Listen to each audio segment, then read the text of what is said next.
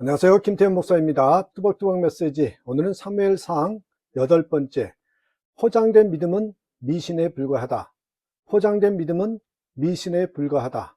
사무엘상 4장 1절에서 22절의 말씀 가지고 함께 뚜벅뚜벅 걸어가겠습니다. 우리가 믿는 기독교는 미신이 아닙니다. 기도에 대해서 좀 더 정확한 개념을 한번 오늘 이 시간에 가졌으면 좋겠어요. 무조건 기도하면 된다라고 말하는 것은 잘못된 것이죠. 진실이 없이 기도하면 안 됩니다. 예수님이 빠진 상태에서 기도하면 안 됩니다. 하나님이 빠진 상태에서 기도하면 안 돼요. 죄악되고 이기적인 모습을 그대로 간직한 채 기도하면 안 되는 것이죠. 내용은 없이 기도라는 포장만 있으면 안 된다는 것입니다. 왜 기도하면 하나님의 역사가 일어납니까? 하나님 앞에 나의 죄를 고백하고 변함없는 신뢰를 가지고 하나님 앞에 기도하기 때문이죠.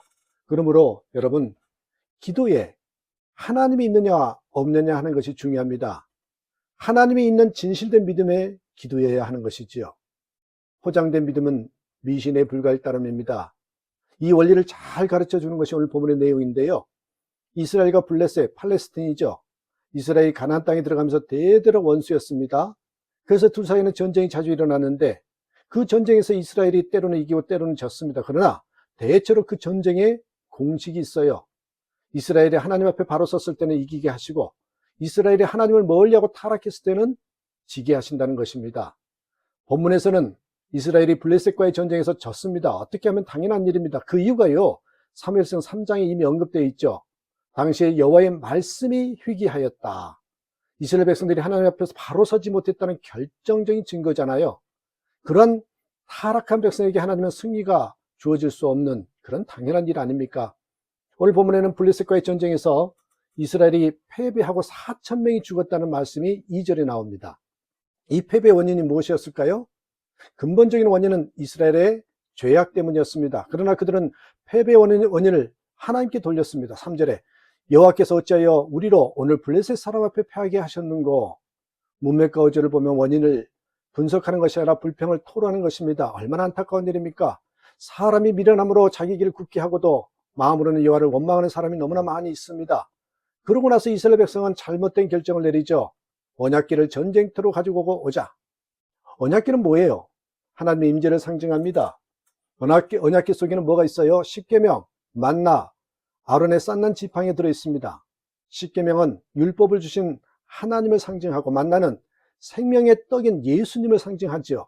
아론의 쌍난 지팡이는 생명력을 상실한 지팡이라도 생명을 주시는 성령님을 상징합니다. 그리고 언약궤의 뚜껑은 속죄소라고 해서 그것에 속죄의 피를 뿌림으로 은혜의 길이 새롭게 정립될 수 있는 놀라운 성물입니다.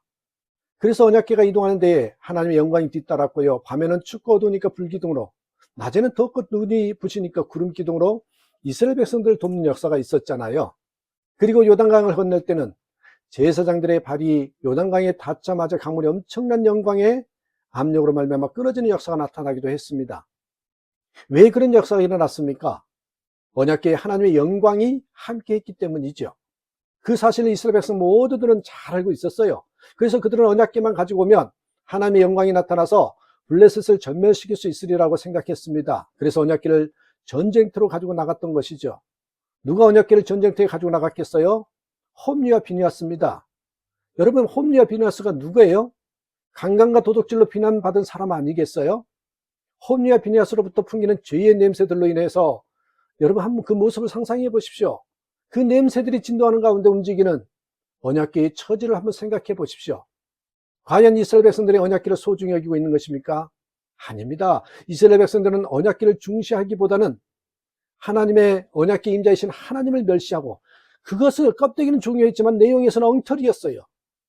이스라엘 백성들은 원망스러운 시각을 가지고 있었기 때문에 하나님이 그들의 전쟁을 외면하시고 피하신 것 같은 느낌을 가졌을 것입니다.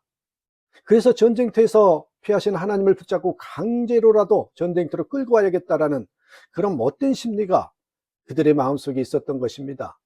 강제로라도 내가 복을 받는 수단으로 하나님을 이용해 먹겠다는 것, 하나님을 이용해 먹겠다는 그 상상할 수 없는 신선모독적인 자세가 언약궤를 전쟁터로 가지고 오게 하는 그런 자세 속에 내포되어 있다는 것입니다. 그런 상황 속에서 하나님이 그들을 위해서 일어나시겠습니까? 그런 상황에서 하나님의 영광이 그들과 함께 하시겠어요? 절대자 하나님은 절대로 자신의 주권을 그렇게 농락당하지 않을 것입니다. 하나님은 인간의 진실에는 감동하시고 움직이시지만 인간의 거짓된 장단에는 절대로 춤추시지 않을 것입니다. 그럼에도 불구하고 이스라엘 백성들은 언약궤가 전쟁터에 들어오자 이스라엘 군사들은 마음이 붕 떠서 큰 소리 외치죠. 이제 게임이 끝났다. 분명히 이긴다. 언약궤라는 포장에 대한 잘못된 확신은 자신의 할 일을 제대로 파악하지 못하는 게으른 사람을 만들게 됩니다. 그래서 그런 인생은 해야 할 일도 하지 않은 채 지나친 자아 확신을 가지고 있는 경향이 많습니다. 이런 행위들은 하나님을 참으로 불쾌하게 만들지요. 아무리 적극적인 확신을 가지고 있다 해도 순종과 믿음이 없는 그런 적극성은요, 소용이 없거든요. 반면에 블레셋 사람들은 언약궤가 도착했다는 소리를 듣고 서로를 격려합니다. 블레셋 군사들아, 대장부가 되어라. 얼마나 묘한 대조입니까? 누가 하나님의 백성인지 혼동될 지경입니다. 결국 이스라엘은 대패하고 말았어요. 언약궤를 가지지 않을 때는 4,000명이 죽었는데 이 언약궤를 가지고는 3만 명이 죽게 되었습니다. 그리고 하나님의 임재를 상징하는 언약궤를 블레셋 사람들에게 뺏기고 말죠. 홈리와 비느하스도 죽임을 당하고 그 모든 소식을 들은 엘리는 놀라 자빠져서 문 옆에서 목이 부러져 죽고, 엘리의 며느리들은 어땠어요? 이 엘리의 며느리는 아이를 낳고 죽어가면서 소리쳐죠. 영광이 이스라엘에게서 떠났다. 영광이 이스라엘에게서 떠났어 하면서 뭐래요? 이가봇, 이가봇 이렇게 외칩니다. 이 장면은 무엇을 교훈하고 있습니까? 여러분, 먼저 내면이 없는 상징은 소용없다. 내용이 없는 껍데기는 필요 없다는 것입니다. 언약궤는 이스라엘의 위대한 상징입니다.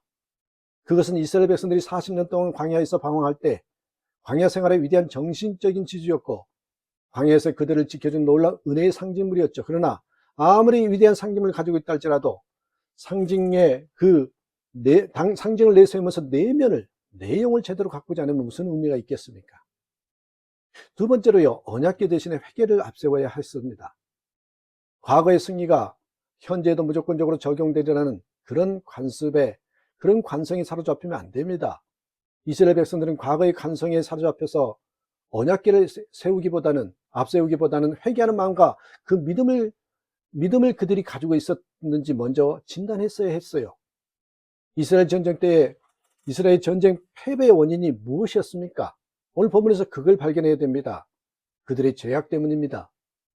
그 사실을 직면하지 않고 다른 수단으로 승리를 쟁취하려면 더욱 비참한 재난을 맞이할 것입니다. 모래 위에 집을 짓고 흔들린다고 비바람만 탓하면 안 되겠습니까?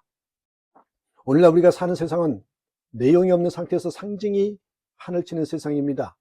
상징이 판치고 상징 조작이 있는 나라와 공동체는 결국 망합니다. 이미지 메이킹도 중요하지만 진실이 더욱 중요합니다. 내용이 없이 이미지 메이킹을 추진하면 반작용이 많을 수밖에 없지요. 왜냐하면 이미지는 항상 조작될 수 있고요. 조작된 이미지는 편견을 수반해서 공동체의 통합을 깨뜨리기 때문입니다. 그리고 결국 그 위선이 언젠가는 드러나게 될 것입니다. 그래서 모든 사람들은 위선과 가식을 싫어합니다. 진실이 없는 포장을 좋아하는 사람이 어디 있겠어요? 그러나 인간은 포장 속의 내용을 볼 수 없을 때가 많죠. 그러나 하나님은 내용을 훤히 잘 아십니다. 그래서 이 관성적인 신앙행위를 앞세우지 마시고요. 진실로 내가 하나님을 어떻게 기쁘게 할 것인가, 하나님을 어떻게 하면 기쁘게 할 것인가를 생각하고 살아야 되는 것입니다. 하나님 없이 모든 신앙적인 행위, 그것은 미신입니다. 미신에는 하나님의 영광이 자리할 수 없습니다. 우리의 믿음의 대상은 오직 하나님이죠. 금식 기도가 아무리 소중한 행위라고 할지라도 금식을 믿지 마십시오. 예배가 아무리 소중해도 예배 자체를 믿지 마십시오. 전도가 아무리 귀한 사명이라도 전도 자체를 믿지 마십시오. 하나님이 빠진, 하나님이 없는 그런 행위는 결코 진정한 역사를 만들어내지 못합니다. 여러분, 껍데기, 상징, 이게 중요한 것이 아니라 내용이 중요하다는 거 잊지 마시고 내용이 꽉 찬 진실된 신앙을 소유하는 저와 여러분 되시기를 주님의 이름으로 축복합니다. 감사합니다.